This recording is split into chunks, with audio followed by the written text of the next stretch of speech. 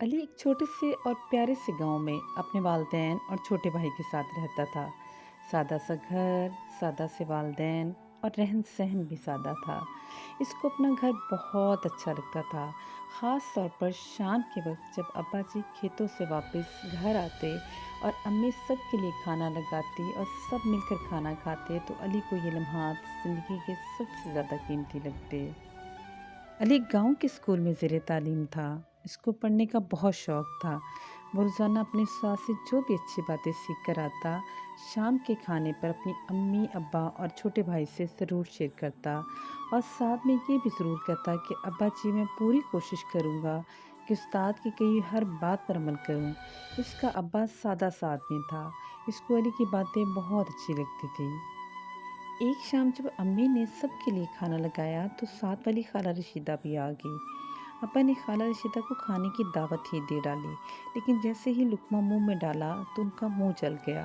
आज गलती से अम्मी से सालन में मिर्च ज़्यादा डल गई थी, तो अब्बा ने खाला की परवाह किए बिना अम्मी को डांट दिया।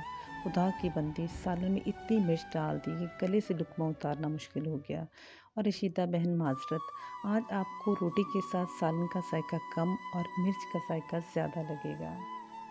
अब्बा जी का गुस्सा बढ़ने लगा, तो अली ने अपने बाबा के हाथ को दबाते हुए चुप करवाने की नाकाम सी कोशिश की, जैसे मना कर रहा हो।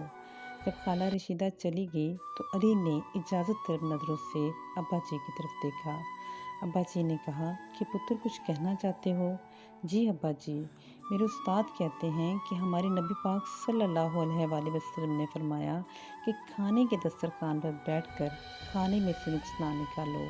अगर खाना पसंद ना आए तो चुपचाप उठ जाओ। अली की बात सुनकर अब्बा जी के चेहरे के तासरात यकदम बदल गए। खिफ़्फ़त के मारे वो निगाहें झुकाए अपने बेटे की समझदार बातें सुन रहे थे और साथ अपने बच्चे के उस्ताद को दुआएं भी दे रहे थे, जिन्होंने इतनी अच्छी बातें सिखाई थी। पुत्र, तूने बड़ी ही सोहनी गल की थी, यानी बेटा तुमने बहुत ही अच्छी बात कही। मैं भी तुम्हारी तरह आइंदा इस बात पर अमल करने की पूरी कोशिश करूँगा। उन्होंने आगे बढ़कर अली को गले लगा लिया और अपनी बीवी को मुखातिब करते हुए कहा कि भलिए लोग के, तुम ही जान दी कर, यानी तुम भी मेरी इस गलती को इस सवा दरगुजर कर दो।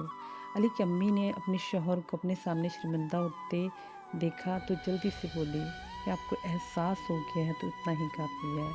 फिर तीनों एक दूसरे की तरफ देख कर मुस्कुरा दिए।